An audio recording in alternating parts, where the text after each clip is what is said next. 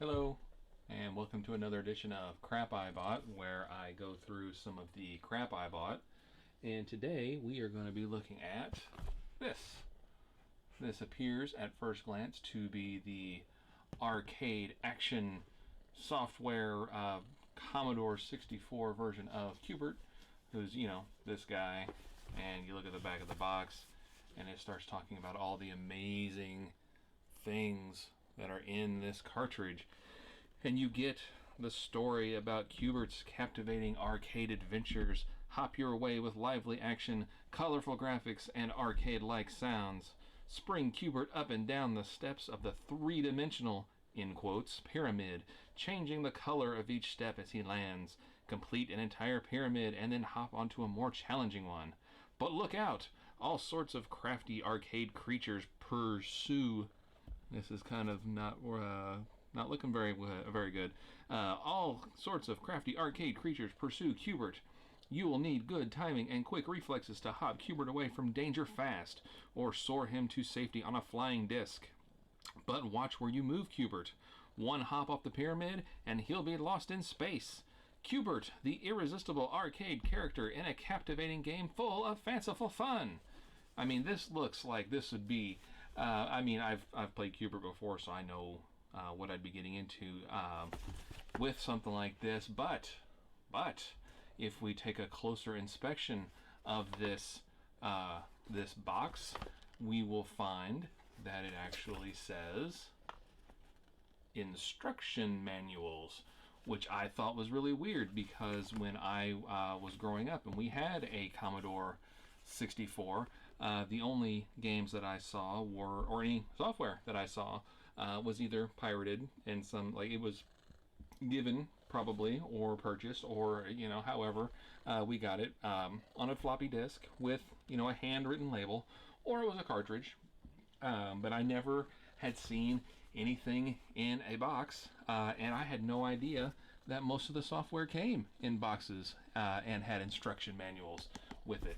So I was kind of excited to get this thing to see what kind of wonders would be inside this box. So we're going to open this up and see what's inside. What do you think? All right. Get rid of the top box. We have first the Wico or Wyco or Wico, the command control. Congratulations! You have just purchased the finest game controller money can buy. We know you take your game playing with a hyphen for some reason seriously, and so does Wico. This is actually talking about the Wico bat top joystick. We've got a neat little diagram right here how it attaches to. This is not a Commodore 64. This is an Atari 2600, which is weird, and it even says here that it is recommended for use with the Atari 2600, the 400, the 800, the Sears Arcade, or Commodore 64. It's right there. I am not making this up. And blah blah, with a Wico adapter with the Texas Instruments 994A. And then it also has the command control joystick variations for ColecoVision, the Super 3-way joystick, the analog. This is basically a one-stop shop for every kind of joystick that Wico or Wico or Wyco or something ever made. So there's the Apple II adapter. And here, let's see if I can get it to where you can read it, is a program for simple operation of the joysticks. Please follow the directions placed in the chart below. And here's a little program you could put in to BASIC to, I guess, test your joystick to make sure that it joysticks like it's supposed to. Ooh, and there's a trackball. That's kind of interesting. Limited warranty. Kind of cool that we have a manual. Would be nice if we had, the actual joystick that this is talking about. And it just so happens that I do have this joystick. This is the Wico, Wico, WICO command control bat top joystick, and it really, maybe I'm dense, but it took me a really long time to understand why they called this a bat top joystick, and apparently it's because this looks like a little baseball bat. I have no idea if this actually works. I found this in a box of Atari 2600 stuff that was in my basement, well, 2 houses ago. But I'm interested now in cleaning this up now that I have the manual, so I know how this amazing piece of hardware is supposed to work. So that's kind of neat. Next up, we have the TimeWorks, the electronic checkbook for Commodore 64 and Atari computers. This, well, appears to be a electronic checkbook, which I guess would be, that would be something that would be handy. There was, whenever these computers, the Commodore 64 and the Atari 8-bit series were kind of, in their heyday, they were kind of positioned as a, you could do everything with it. You could balance your checkbook, you could load, save recipes, you could do address book, you could do all kinds of stuff that didn't require connecting to the internet. And right here, very first inside the cover, there's a bug noted in here. It says, be sure to answer every question in the general information display. If you have no information to enter on a line, type NN for none on that line. A string too long situation may result if you do not fill all blank lines, which is weird that if you put in no information that it tells you there's too much information, but hey, you know what, that's computers for you. This is probably not as exciting as the Wico joystick. I mean this is some of this is pretty exciting, like for this section on let's get started, we have whenever we say input or enter something in this manual, we mean type in the response, then press return, and that is really exciting. Fill in the blanks, press Y in response to changes, Y/N, enter 1 in response to which item. Now type in your account number, then press return. This could get your blood pumping if you start really got a lot of money that you're doing. Ooh, a maximum of 8 characters is allowed for your transactions, so you can do $99,999.99.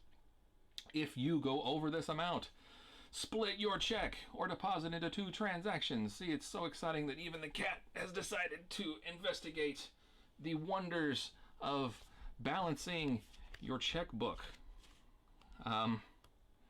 Okay, so that's pretty great. Next up, we have Captain Commando Challenge Series, the Speed Rumbler disc pack instructions for this, and there's a special message in here from Captain Commando himself, which I'm assuming is this gentleman here in the front, and it says, thank you for selecting the Speed Rumbler from the Captain Commando Challenge Series by Capcom.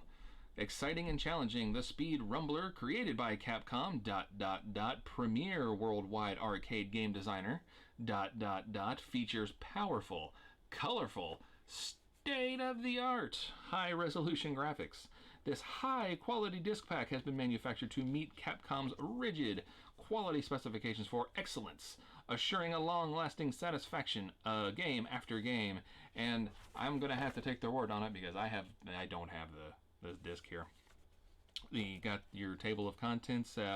See what kind of safety precautions we have in this book.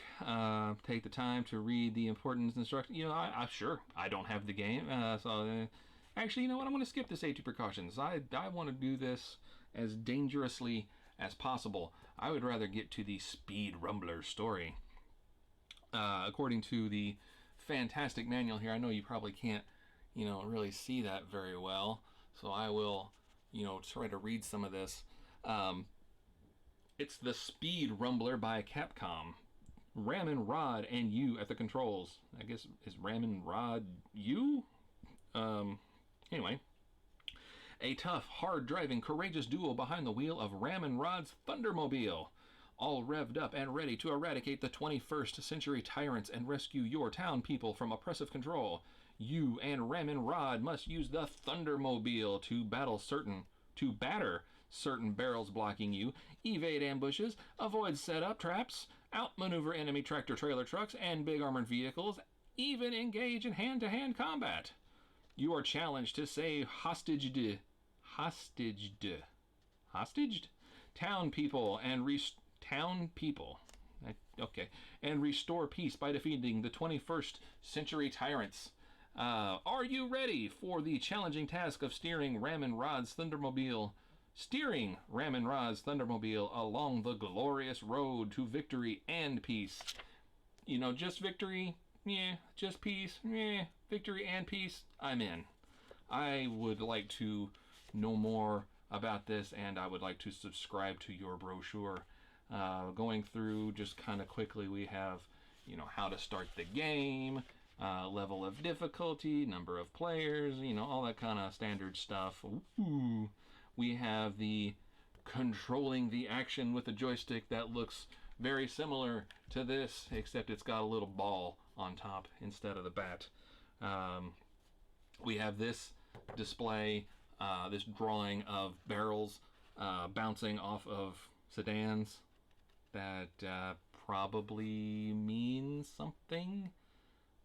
I am going to turn the page, and we have bonus points for the doctor. Restores full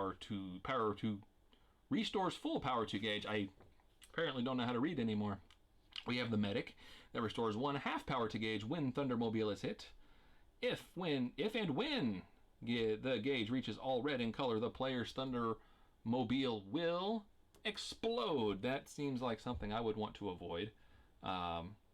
So yeah, we've got all kinds of neat stuff in here. We also have an ad for other Capcom amazing games, including Hat Trick Hockey, Mini Golf, Street Football, Trojan, Bionic Commando, and Compatibles. I don't know what game that is. Ghosts and Goblins, 1942, Sidearms, Gunsmoke, Speed Rumbler is what we are looking at. That's kind of nice. They have the advertisement for the game. We're actually already, you know, ostensibly purchased inside the manual. And here's the hints and scoring memo. Clearly nobody decided to write down any hints. This is completely blank. There got no score. I don't know what happened there. We have 90-day limited warranty since this game came out in 1980. I think this is probably slightly out of warranty, but you know, kind of a cool manual here. And for anybody who's been looking ahead, we have in fact, I'm going to turn this out of frame slightly to keep people from cheating and looking ahead at what the next game is going to be. We have the Epix Summer Games Instruction Manual for Commodore 64. We have, you know, rifling, we have aerobics, we have walking on your hands, we have stopping and turning around, we have 3 medals, and we have whatever that is behind him. Actually, I know this is an Olympic style game for the Commodore 64 computer. I'm just kidding around, so you know, don't go in the comments like, oh yeah, this guy, he's looking at a goose or something. I know what's going on here. Let's go through the introduction. Experience the power, the glory, the thrill, and the challenge of the world's greatest athletic competition, the Summer Games. See, the Summer Games, all in uppercase, because they can't, I probably use the word Olympics because it's probably, they would have to pay someone a lot of money, and I don't know if they had a lot of money, or any money, or they just didn't want to pay anybody anything, because, you know, that's how things happen. The awe-inspiring opening ceremony focuses on 3,000 years of noble tradition, and as you proudly look on, ready to give your very best to honor your country. This is the moment you've worked and trained so long to achieve, to test your skill under pressure against the best of the world's athletes. This is written really awkwardly. You will try to excel in a whole spectrum of sports events in track and field, swimming and diving, gymnastics, and skeet shooting. Boldness, skill, strategy, determination, the marks of a true champion. If you are victorious, you'll receive the champion's prize, the coveted gold medal. Look there, gold medal. Before the cheering multitude, your triumph might even go down in history as the greatest personal performance ever. Although, since it's on the Commodore 64, I kinda doubt it. Seize the moment. Prepare for the ultimate challenge. Taste the fruits of hard labor. Give it your best and go for the gold! Go for the gold! So yeah, this is your basic... they give you a bunch of games, and you and probably a bunch of your friends, or if you don't have any friends, the computer would see who could mash the buttons the fastest to do things. Like the first one here is the pole vault. You know how the pole vault works in real life. Press the fire button to start running towards the bar. Okay. Pull the joystick back to plant your pole in the vault box, which appears a dark notch on the landing pad. Push the joystick forward to kick up and flip over the bar. Press the fire button to release the pole. Okay, so this one doesn't have you mashing, the fire button as fast as you can to go faster. It's just more of a, you have to time where you stick your pole in the ground, and so you don't, fall on your face and lose and disgrace your country and things like that. We also have diving. We have the 4x400 meter relay. I know this is printed in incredibly small type, so it's probably, you can't see anything, but it does have two colors, blue and black. So that's pretty amazing that we have a two-color manual. We have the 100-meter dash. This one, when the race begins, increase your running speed by jiggling the joystick as fast as you can, or as rapidly as you can, either side to side or up and down, which means that I think Epix had stock in joystick manufacturers, because if you did that, you would break your joystick eventually by wiggling it as fast as you can in all directions, trying to make your little guy run as fast as you possibly could. We have, gymnastics, the freestyle relay, the 100-meter freestyle, skeet shooting, and then, scoring, blah, blah, blah. Proof of purchase, still attached. I don't know why you would ever need to prove to someone that you bought Epix Summer Games, but this person clearly didn't have to ever prove that in any kind of official capacity. So, kind of neat. We'll put that in there for now. The next game we have on the list is Typing Tutors Word Invaders, which I did not have centered when I read off that exciting box. This, I mean, look at that art. That artwork on that title screen is definitely something impressive for what is essentially a typing tutor disguised as a video game. Oh, hey, what do we have here? We have a little card. It says, "Dear customer, return your unused tape or disc. Protect disc with rigid material to Academy Software and receive a coupon worth $2.50 toward other Academy Software products. A catalog will also be sent." So that's nice. I guess if somebody buys this for you, you hate it, you just give it back to the store or send it back to the company, and they'll send you $2. Actually, I think it's more like they send you both a tape and a disc. You probably only needed one, so you send back the one you didn't need, and then they'll send you a couple of bucks off, and then they can just sell it again. It would, keep the production costs low. Do we have the amazing story behind the typing invaders? Why are the word invaders invading something? And no, we don't. We have basic instructions, very dry operating instructions. Press F7 whenever ready to type. At the conclusion of level 6, you have learned all letter keys.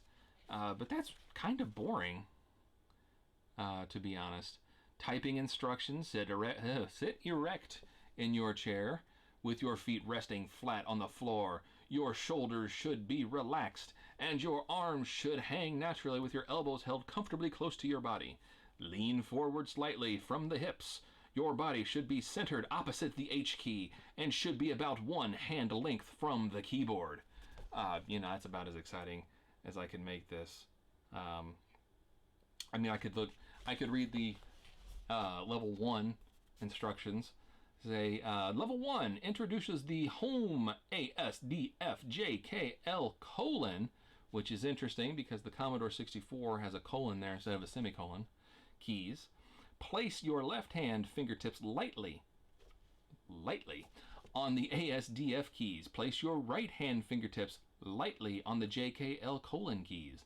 Curve all your fingers so that only their tips touch the keys. Slant your hands upwards from the wrists parallel to the keyboard. Tap each key with a quick, sharp stroke. Strike the center of the spacebar sharply with the side of your right thumb. Extend the little finger of your right hand to tap the return key. And quickly bring your fingers back home. Look at the TV screen, not the keyboard. That is in all caps, which is why I had to read it very loudly. You are now ready to begin typing. Refer back to these instructions frequently to be certain you are using correct finger techniques. Yeah, that's pretty much it. And somebody has done some math, a math problem on the back. I'm not going to verify that that's the correct total. We'll just assume that it probably is or was.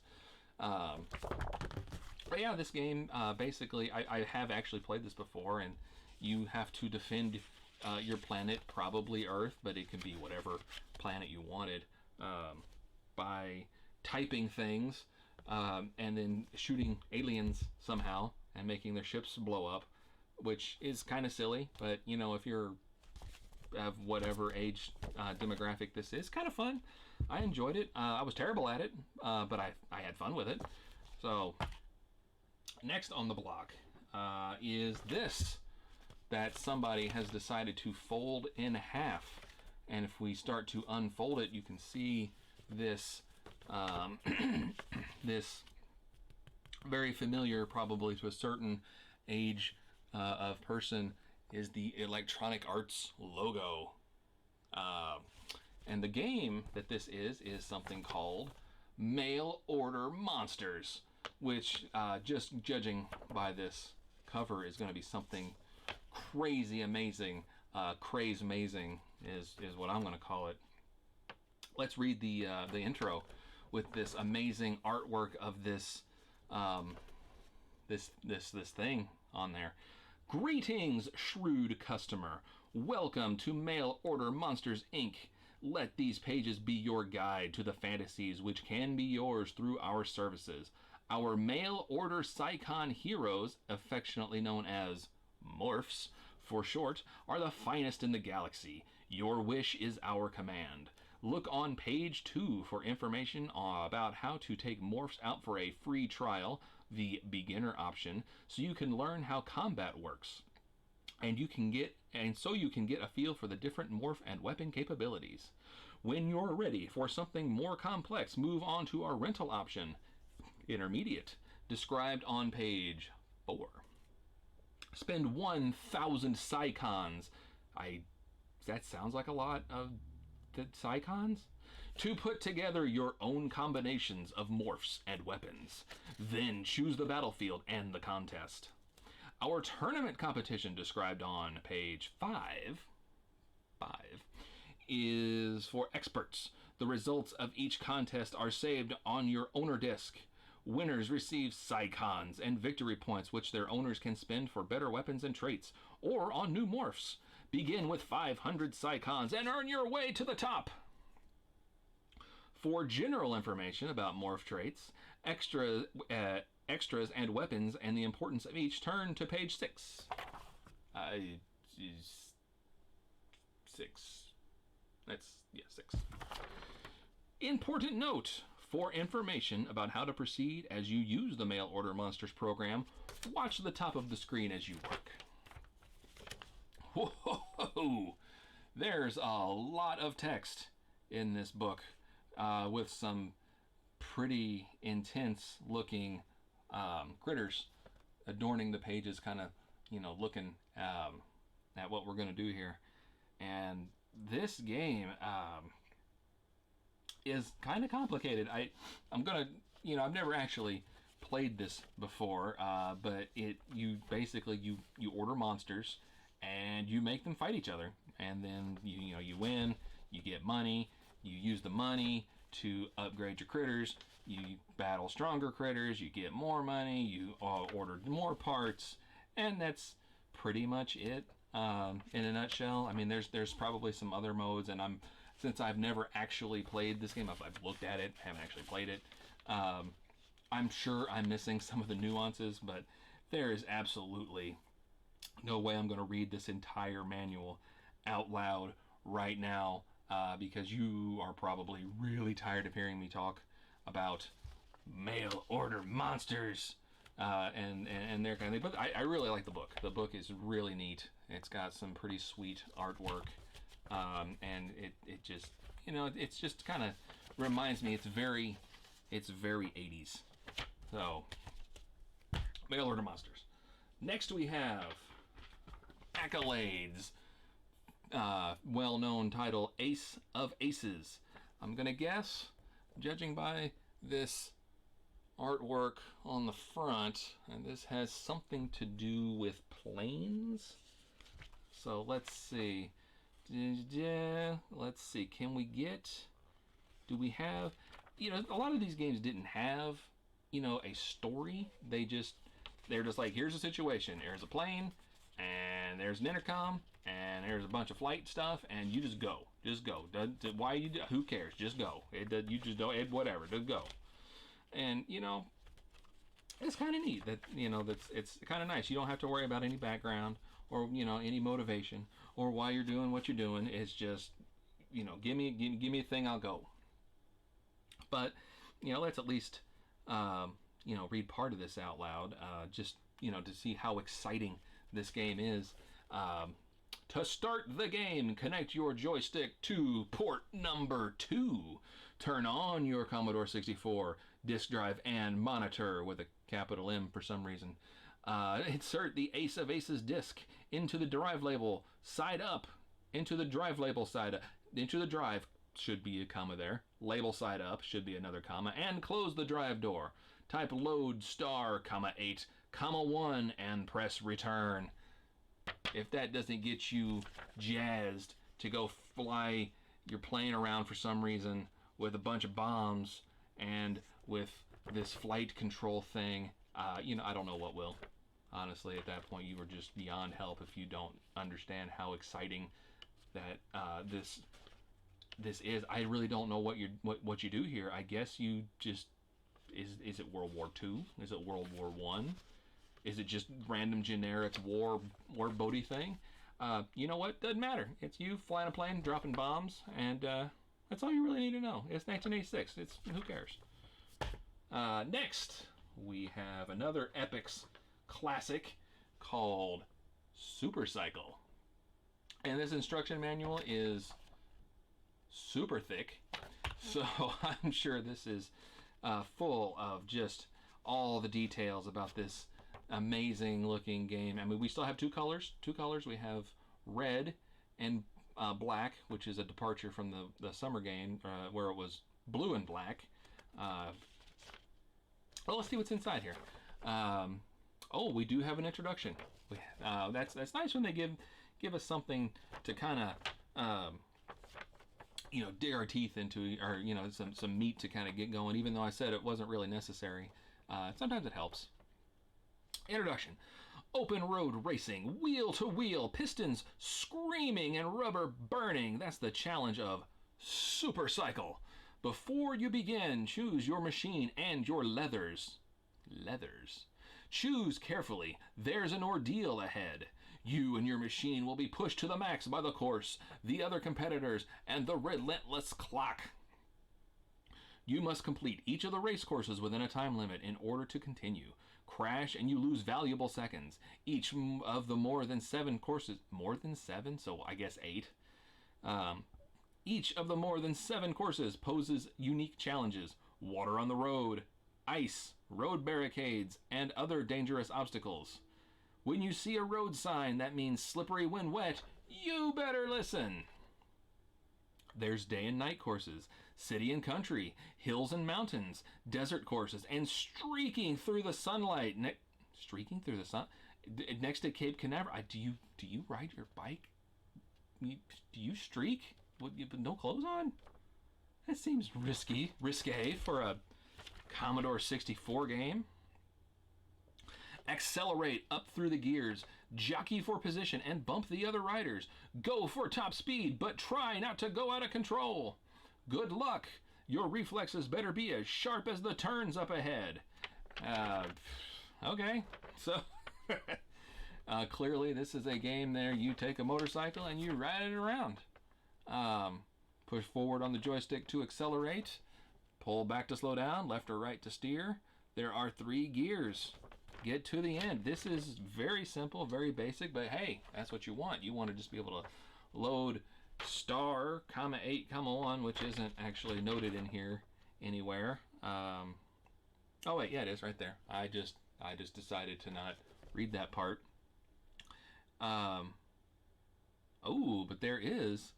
If you want to load this game, choose blah blah blah blah blah blah.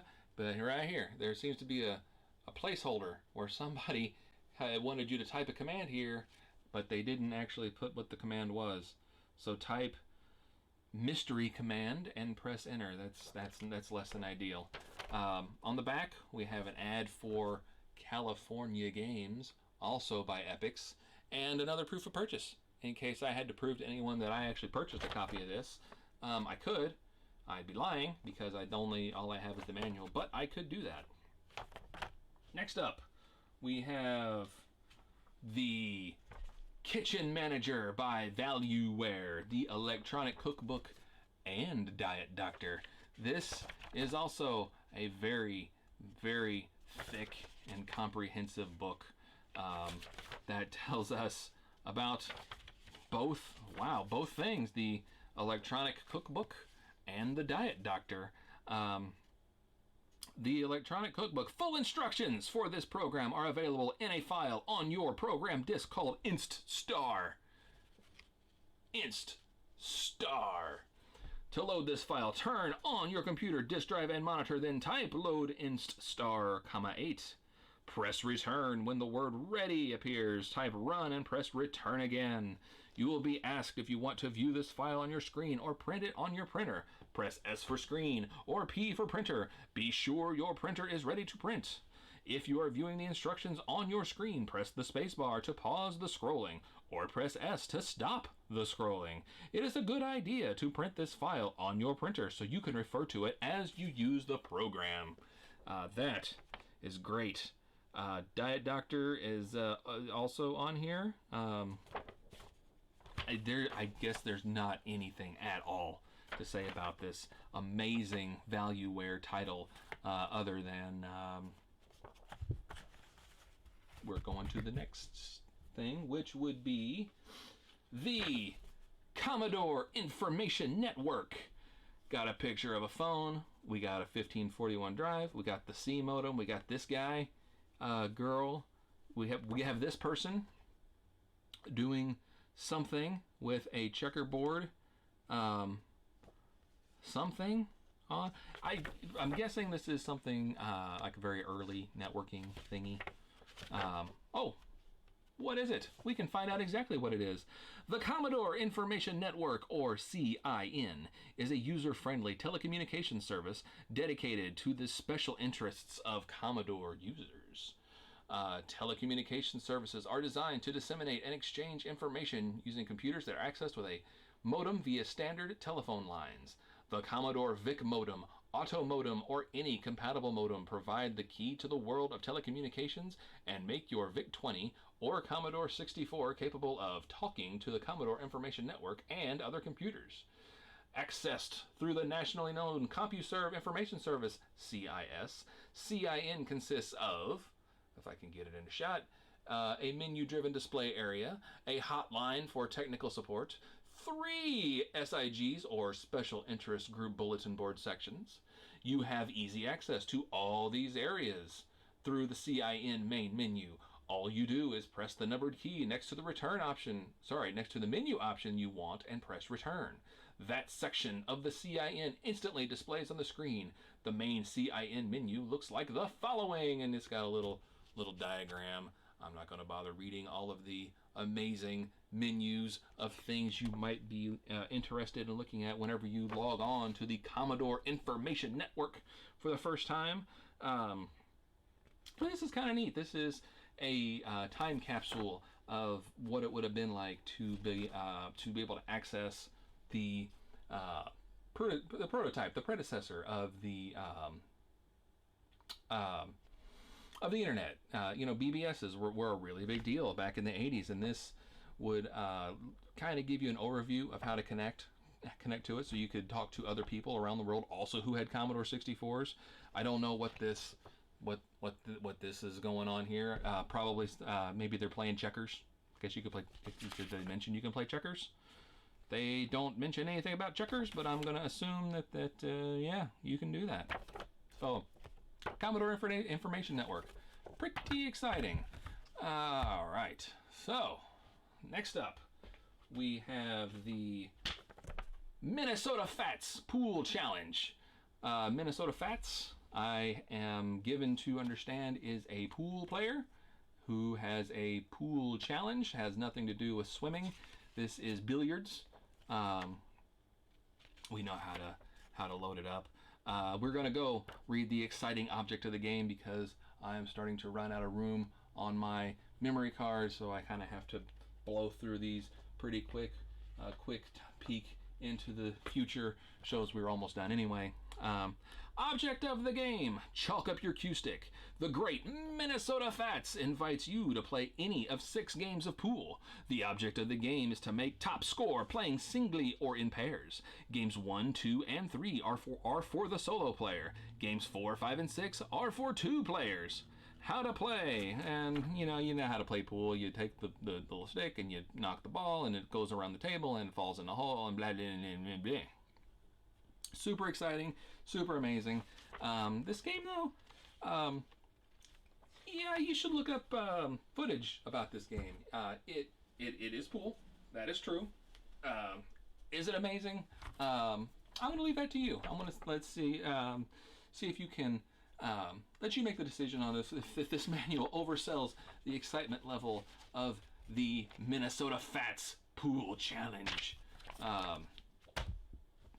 No pictures. This game has this manual had no pictures in it, so it's just all gonna have to be theater of your mind about how great this game will be once you finally load it into your Commodore 64. Next up, we have another TimeWorks game. This is more software called the Money Manager. This is very similar to the the electronic cookbook we looked at earlier, except this would be to manage. Did we already do a money manager? We did something with money management, didn't we? Let me just. This is the most exciting part of the video. This is where I go back and I try to remember whether we already did a thing. Oh, yeah, I said cookbook. It's actually checkbook.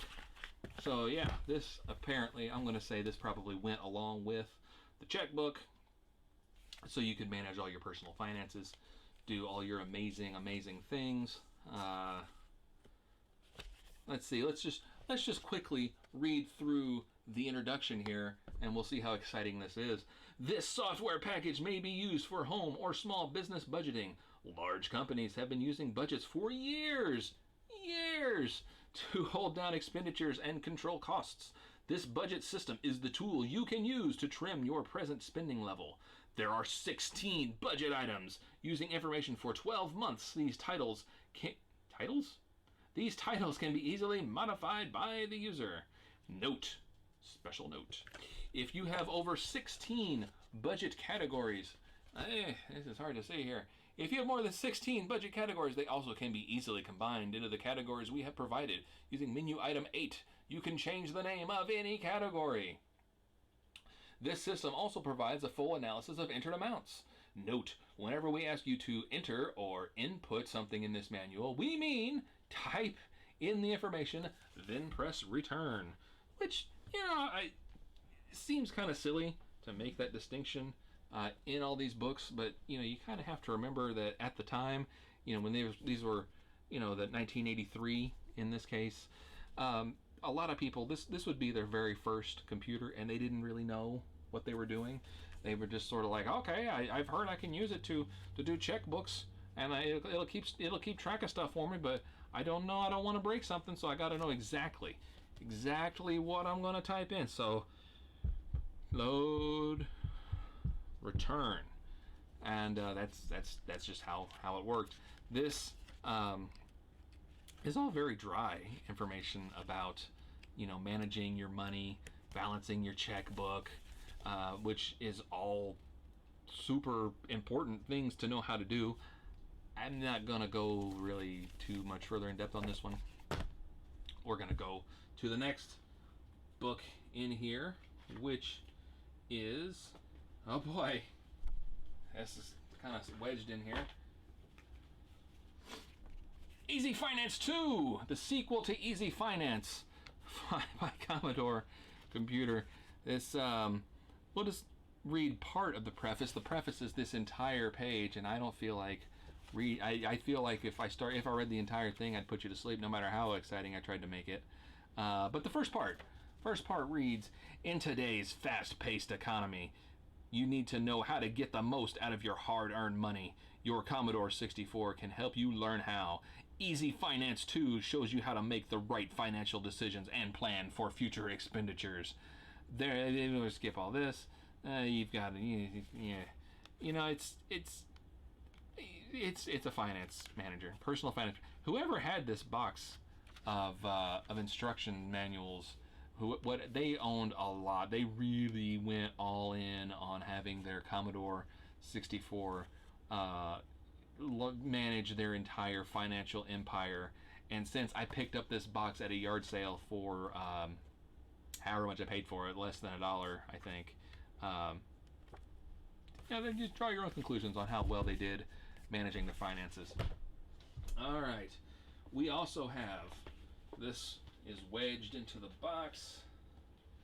Can I try to get it out of the box? Can I get this out of the box?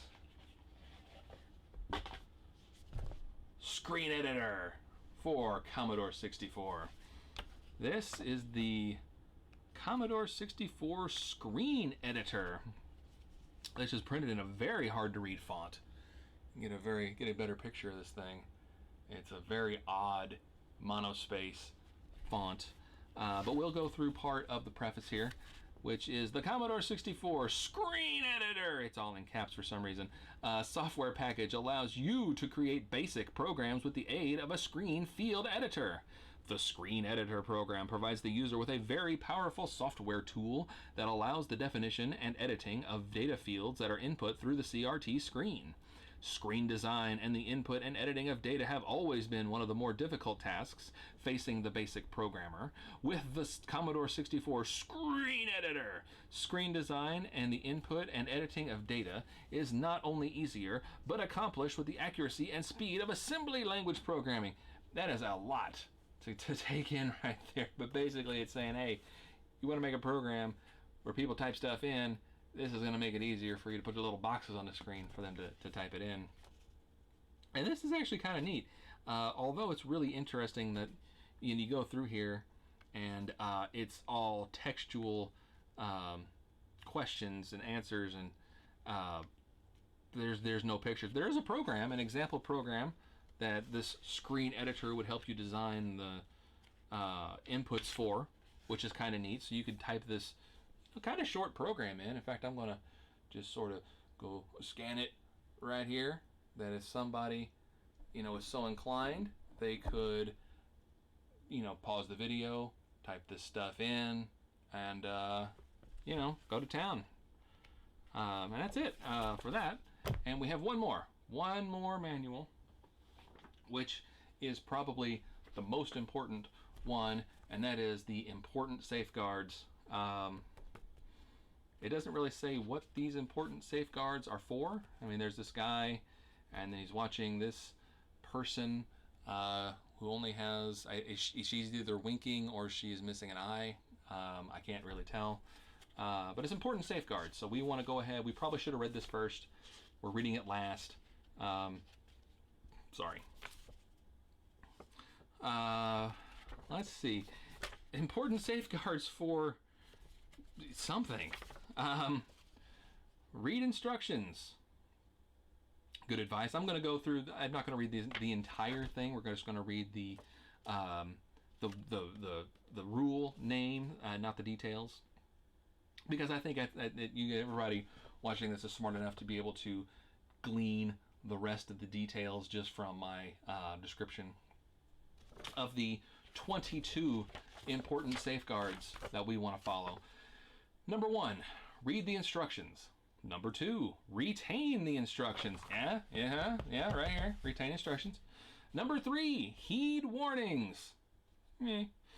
Number 4, follow instructions. Now, see, follow instructions should, I think, be up one. Number 5, cleaning. Number 6, attachments. Number 7, water and moisture. Number 8, accessories. Number 9, ventilation. Number 10, power sources. Number 11, grounding or polarization. Number 12, power cord protection. Don't step on the power cord. Number 13, lightning. Number 14, power lines. Number 15, overloading. Number 16, object and liquid entry.